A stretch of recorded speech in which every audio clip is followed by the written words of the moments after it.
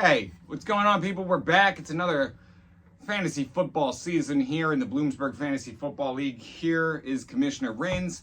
I'd like to say what's up to all the people that are in the league and everybody out there watching from home. We have a hell of a season ahead here. Tons of rivalries, tons of matchups ahead. Let's just get into week one here. Let's start talking about what we saw and what we may see this season. First up, last year we ended the season on somewhat of a hindrance of we weren't too entirely sure on how to determine who would be the champion here because of Josh Allen and the boys there, or the Bills, I would say. They ran into an issue with Damar Hamlin. He fell off the field a little early, and all that could make me wonder, is that a glitch on how to win an NFL game? You just have a player collapse? I don't know. But anyway, we determined that it would be a split trophy. I think we gave the championship to Mark because of his points. So congratulations to Mark Brown for the W there. We'll have to get you on the trophy soon. Maybe a little asterisk next to your name. I'm not entirely sure. But we are going to have a great season here. And, man, right off the bat, week one, we found out who drafted good and who drafted bad and who drafted poorly. And, for starters here, let's get into our first matchup of the week. We had Rins versus Slice. Now, that was a hell of a matchup. It really was. Two former champions clashing it out in the trenches. We're not really too sure who was going to win that one.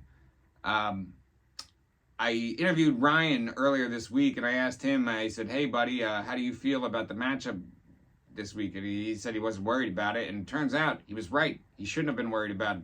Because tell you what, he came through and he gave Slice exactly what he needed. A little helping of don't draft a white wideout in the first round. I don't know. Maybe Slice will learn from that and grow from that. You could only hope that he could rebuild and potentially just learn from his mistakes, I guess I would say. Slice has often drafted defenses early, and he's drafted all types of positional players to try to give himself an edge. But I feel this year in the first round, he really missed what he was looking for in the first round here, because that's going to really hinder him and hurt him moving forward in this season. So, yeah, that's a big win there for Ryan Rins and the boys over there. He's got a little bit of restructuring to do with his team. He did pick up Hunter Henry off of waivers before the 4 o'clock games, and he looks like he's going to be an exceptional tight end out of, New England. So, and I'll tell you what, Philly struggled a little bit against New England. I thought that was pretty interesting as well. I thought Philly should have came through and blew them out, but it didn't happen. And it makes you start to wonder about Philly and what's going on with them. I mean, their defense looks like a wet paper towel. Yet, I believe somebody started them this week in fantasy. I pray for your squad, whoever you were. You know who you are. And it's funny to think, too, that Slice was only a Rashawn Johnson away from pulling out a W here. Yeah, that guy put up 15 points on his bench, and he wasn't smart enough to have him in the game. And sometimes that's going to hurt you. Not being able to select the right player to start at that time. That could really backfire. It could really slow you down when you're trying to build a championship season here. Our next matchup, this was last year's championship matchup, Muzzy versus Mark. This was a hell of a matchup. We got 96-84. It was a true battle of the Titans here. It's crazy that Pittman Jr. was the determining factor there. Mark, all you had to do was put Pittman Jr. in over Moore. And it's funny to think that if only that other player had more yards, we wouldn't even be talking about this. You'd be the champion this week, and you'd be beating Muzzy.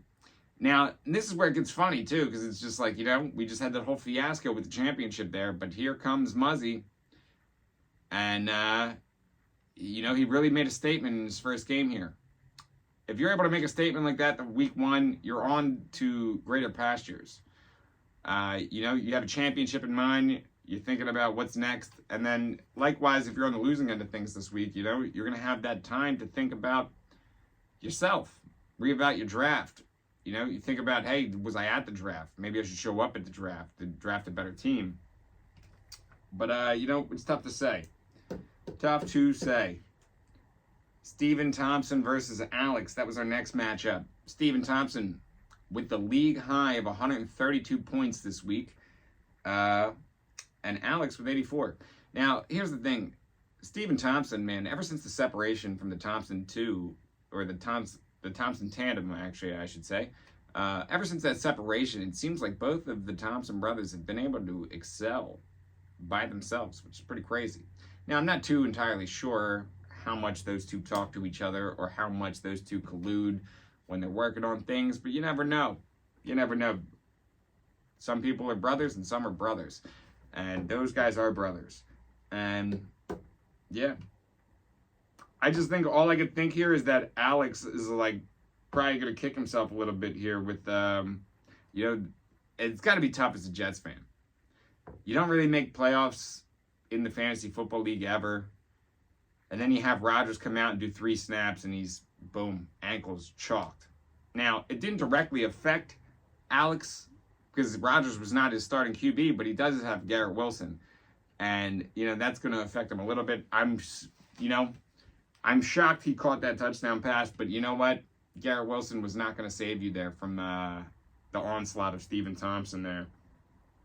Especially from the fact that all the clowns who drafted wideouts before Tyreek Hill.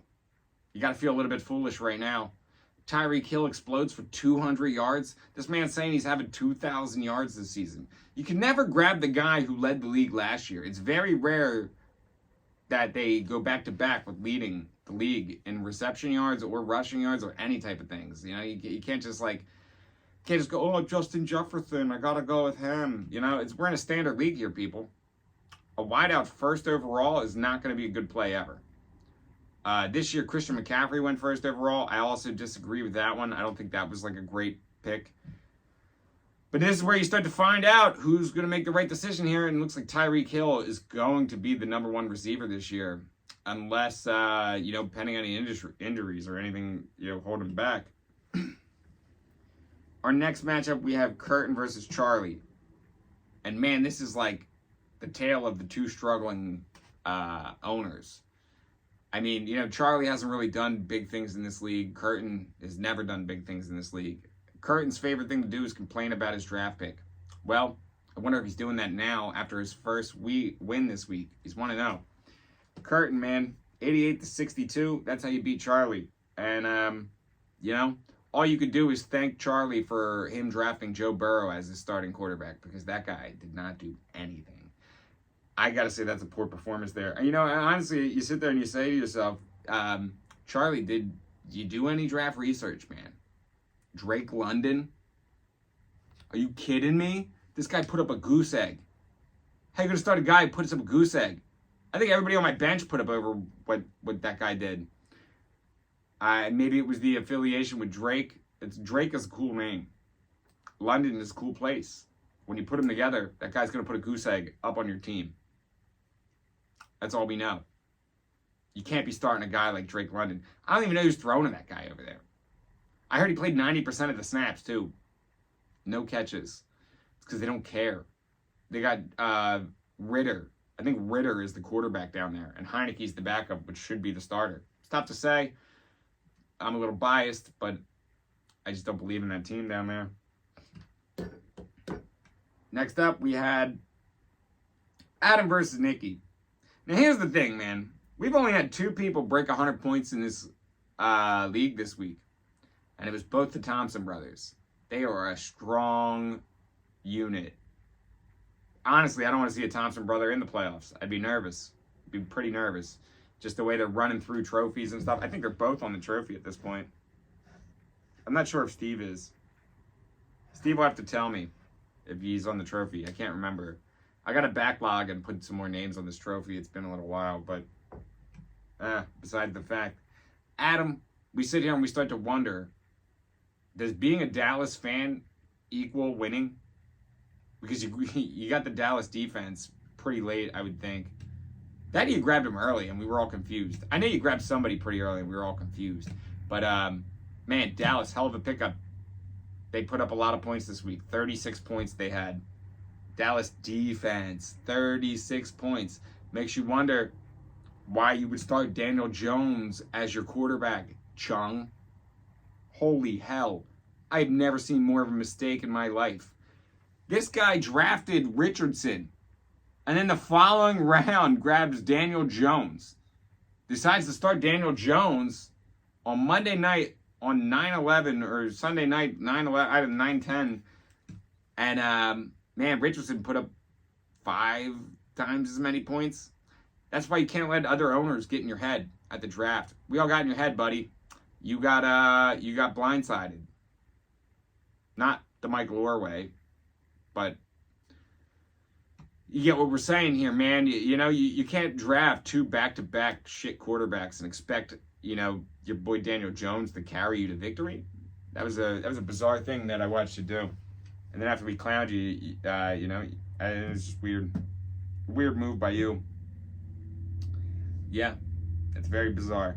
And that's Kyrie versus Chung there. Chung, you only put up 41 points. That's pathetic. I feel like you could have started nobody on your lineup and have had more points than that. I just don't know why. Did you forget to set your lineup this week or something? Or were you missing a few? I'm not entirely sure. You reach out to the commissioner, Renzel, see if we can figure out what happened there. I mean, I don't know. Putting up 40 points is that's got to be pretty depressing. I guess they'd explain why I didn't see a poker last night. I probably wouldn't want to be at poker either if I was down 80 points on a game like that. Yeah, I don't know. Kyrie doubled your total, which, I mean, if I was Kyrie, I wouldn't even be impressed by that. The guy put up 80 points. I mean, that's nothing too impressive. Not that, I'm much more impressive. I put up 72 this week, but, we're just figuring things out. We got to find out who's got their spot in the lineup. J.K. Dobbins already injured. I mean, the amount of injuries we saw this week, it was disgusting. Rodgers probably being one of the most sickening ones. I mean, I think Kyrie has Rodgers. And, yeah, that's not going to be good for your season, buddy. You're going to need a backup. Maybe look at Sam Howell. He's playing much better than Jalen Hurts right now. Yep. Paul. This was one of our matchups of the week here. I already went into Adam and Nikki. Nikki, you had a close matchup, man. You could have, did a few more things maybe to figure out how to win. I mean, stop drafting Odell Beckham. That maybe start there. Just stop drafting that guy. That guy sucks. He sucks. He's not going to be good, dude. Stop drafting him. Just because he was a Giant one time and they took a boat picture and you liked them all with their shirts off, dude. Stop. Stop, buddy. Not going to get you to the championship. I tell you that. Giants fans are the worst fantasy football players of all time. I mean, let's just look at the chart. Nikki, T-Row, those Giants players. Did either of them win this week? No. Did either of them win a championship? No. That's the thing here, man. These Giants fans, they get all confused. T-Row drafted Washington defense and thought he was going to win with that. You let the Cardinals put a 14 on you, buddy. Maybe you should have went with, I don't know, a better draft strategy. I don't know. I digress. I do think that T-Row and Paul was the matchup of the week. It was the closest game within 7 points. Pretty crazy. You just got to play a little bit better. Maybe don't draft Justin Jefferson first overall. Paul Fletcher, he's looking like he's in a prime time spot. My power rankings for this week, here we go. We're going to run them down. We're going to run them down for you. We got the power rankings going. We got Stephen T. He's number 1. I'm not even going off Yahoo. I'm making these up on my own. Stephen T. He's number 1. Well, that's going to do it for this week. Thanks for watching. The power rankings there, let me run through real quick. We got Stephen Thompson, Adam Thompson. Then we're going to go right to Muzzy, and we'll throw in, Paul right there. And then we're going to throw in Curtin. Welcome to the power rankings. And then me. And then Kyrie. And then, who gives a shit about anyone else? Because they're losers. If you're losing, you're not going to win. Figure it out, boys. Stay tuned for more fantasy recaps next week.